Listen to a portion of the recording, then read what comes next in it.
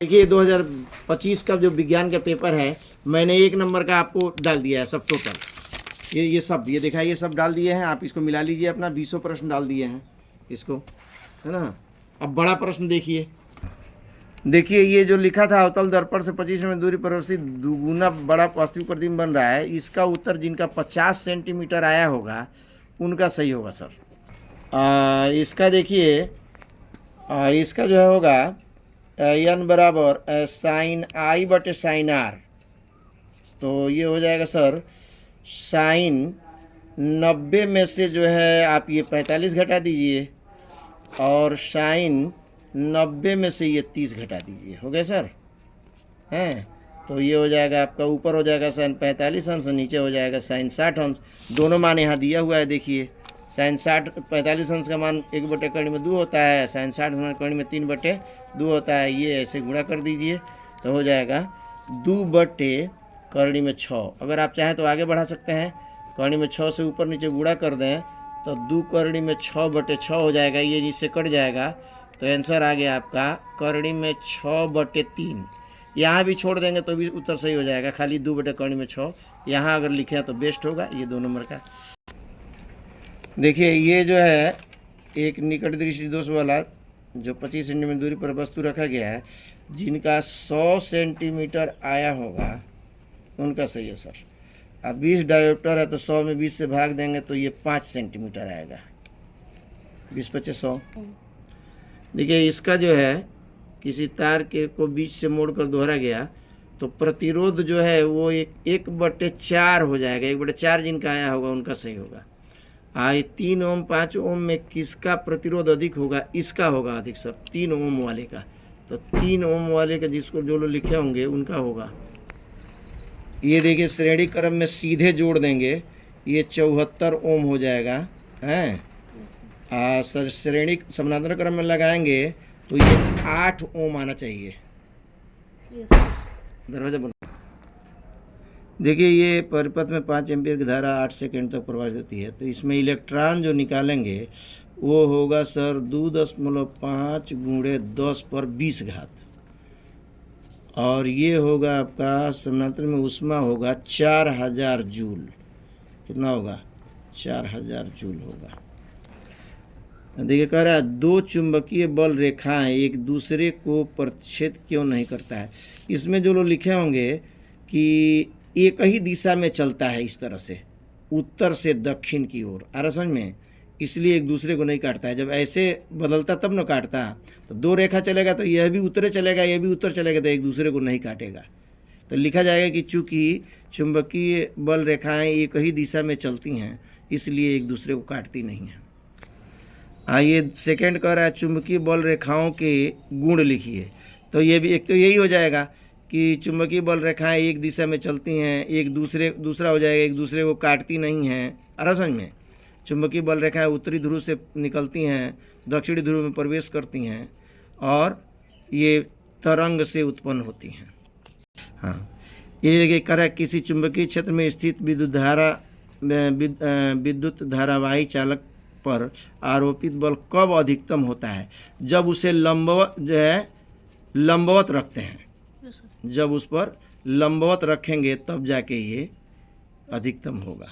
देखिए कह रहा है निम्नलिखित यौगिकों के संरचना सूत्र लिखिए। एथेनोइक अम्ल यानी एसिटिक अम्ल, ये देखिए CH3COOH का बनाना है हमको। तो बनेगा C∠C, इसमें 3 जगह जो है आप H लटका दीजिए, 3H हो गया। इस पर डबल बांध दे के वो और यहाँ वो H, तो ये बन जाएगा आपका। देखिए 1 2 3 H हो गया, 2 ठो C हो गया, एक ये, और 2 ठो O हो गया, एक H हो गया। ये हो गया आपका। दूसरा कह रहा है 1 क्लोरोप्रोपेन। तो ये 1 क्लोरो, ये वो क्लोरो होगा, 3 C होगा और H होता है 7 ठो है। तो सिंगल बांड देगा 7 को H कर दीजिए। ऐसे जो लिखे होंगे उनका सही होगा सर। और यहाँ Cl, ये है आपका 1 क्लोरोप्रोपेन। ये है आपका ब्यूटेनोन 2। तो ब्यूटेनोन 2 का जो होगा सर वो एक जगह C लगा दीजिए और दोनों तरफ H लटकाइए और यहाँ लिख दीजिए आप CH3 और यहाँ लिख दीजिए CH2, एक और सिंगल बॉन्ड दे के CH3। इसी C पर डबल बॉन्ड दे के वो कर दीजिए ऊपर चाहे नीचे, ये हो जाएगा ब्यूटेन 2। और ये है सर नियोपेंटेन। तो बहुत आसान है नियोपेंटेन। यहाँ देख लीजिए बीच में C डाल दीजिए, चारों बॉल सिंगल बॉन्ड दे के सब पर जो है आप लटका दीजिए CH3। तो CH3 सब पर लटका देंगे, ऐसा जो लिखे होंगे उनका सही होगा। 6 का ए फर्स्ट देखिए, मिश्र धातु किसे कहते हैं। जो लोग लिखे होंगे कि दो धातुओं को दो या दो से अधिक धातुओं को एक निश्चित अनुपात में मिला के मिश्र धातु बनता है। कॉपर के दो प्रमुख मिश्र धातु के नाम में तो एक तो पीतल हो जाएगा, पीतल, जिसमें जो है पीतल में जो है Cu जो है 70% और जिंक जो है Zn जो है 30% होता है। एक हो जाएगा आपका जर्मन सिल्वर। तो जर्मन सिल्वर में जो है वो Cu हो जाता है 50% और Zn 35% और निकिल जो है 15%। और उपयोग जो है जो पीतल है उसका बर्तन बनता है, तार बनता है, मूर्तियाँ बनती हैं। और जो जर्मन सिल्वर है उसका भी मूर्ति बनती है, बर्तन बनता है। तो योग हो गया। ये 6 का सेकंड कह रहा है कि कॉपर सल्फाइड यानी Cu2S, ये दरअसल क्यूपरस ऑक्साइड है। क्या है ये? कॉपर सल्फाइड नहीं है, क्यूपरस सल्फाइड है।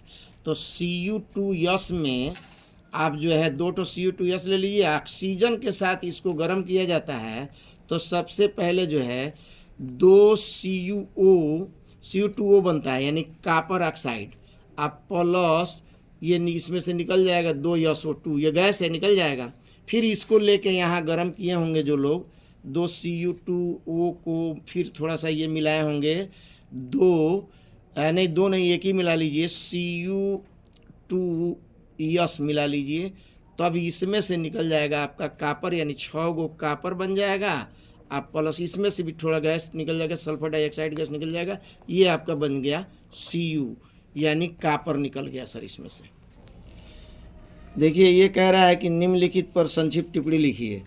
तो उदासीनीकरण, आप जानते हैं अम्ल और क्षार की क्रिया से लवण और पानी बनता है। अम्ल और क्षार की क्रिया से, यानी HCl ले लीजिए और क्षार आप NaOH ले लीजिए, गैप्स करेंगे तो बन जाएगा आपका NaCl आप प्लस H2O। इसी क्रिया को कहते हैं उदासीनीकरण क्रिया। दूसरा कह रहा है प्लास्टर ऑफ पेरिस। तो इस पर तो लंबा लिख सकते हैं आप। प्लास्टर ऑफ पेरिस का जो है रासायनिक नाम होता है जो है कैल्शियम सल्फेट, और सूत्र होता है आपका CaSO4 हाफ H2O है, और ये बनता है जिप्सम से। तो आप समीकरण लिख दीजिएगा कि CaSO4 2H2O गैप्स करके CaSO4 half H2O plus 1.5 H2O। pH मान जो है, pH मूल्य जो है वो अम्ल और क्षार के हाइड्रोजन आयन की सांद्रता नापने की इकाई होती है, जिसमें अम्ल का pH मान 7 से कम होता है, क्षार का pH मान 7 से अधिक होता है, और उदासीन विलयन का pH मान जो है वो 7 होता है। तो इस पर आप टिप्पणी संक्षेप में लिख दिए होंगे तो हो जाएगा। अथवा वाला भी देख लें आप। कह रहा है एल्युमिनियम की अभिक्रिया लिखिए। जो लोग इसको लिखे होंगे निम्नलिखित की जल की अभिक्रिया, तो एल्युमिनियम का जल के साथ अभिक्रिया करना है तो आप 2 Al ले लीजिए, आप प्लस 3 H2O ले लीजिए, गैप्स करके आप बना देंगे Al2O3, है ना। आप प्लस इसमें से तीनों में से ऑक्सीजन ही निकलेगा, इसमें 3 ऑक्सीजन निकल जाएगा। कैल्शियम से कराना है तो आप Ca ले लीजिए, आप प्लस 2 H2O ले लीजिए, गैप्स करेंगे तो CaOH ट्वाइस मिल जाएगा, आप प्लस H2 मिल जाएगा। ठीक है, ऐसा लिखे होंगे तो। और ये है आयरन, तो आयरन में आप Fe ले लीजिए और 3 Fe लीजिए, उसके बाद प्लस 4 ठो पानी ले लीजिए, तो आपका ये बन जाएगा Fe3O4 अब प्लस 4 ठो ऑक्सीजन निकलेगा H2। ऐसा जो लिखे होंगे उनका सही है। कायिक प्रवर्धन से आप क्या समझते हैं? देखिए, बीज के अलावा पौधे के किसी अन्य भाग से, जैसे तना, जड़, पत्ती से जब नया पौधा बनता है उसे कायिक प्रवर्धन कहते हैं। कायिक प्रवर्धन से लाभ क्या है? इससे फल अधिक लगता है, उपज अधिक होती है, और इसमें मेहनत कम लगता है, समझ में, और इसमें बीज की आवश्यकता नहीं होता है। ये इसकी विशेषता हो जाएगा। अब ये देखिए, कह रहा है संक्षिप्त टिप्पणी लिखिए सिनेप्स। तो देखिए सिनेप्स होता है न्यूरॉन में, न्यूरॉन यानी कि तंत्रिका कोशिका में। तो तंत्रिका कोशिका में दो न्यूरो के बीच की दूरी को सिनेप्स कहते हैं। उस पर आप संक्षिप्त टिप्पणी लिख लीजिए।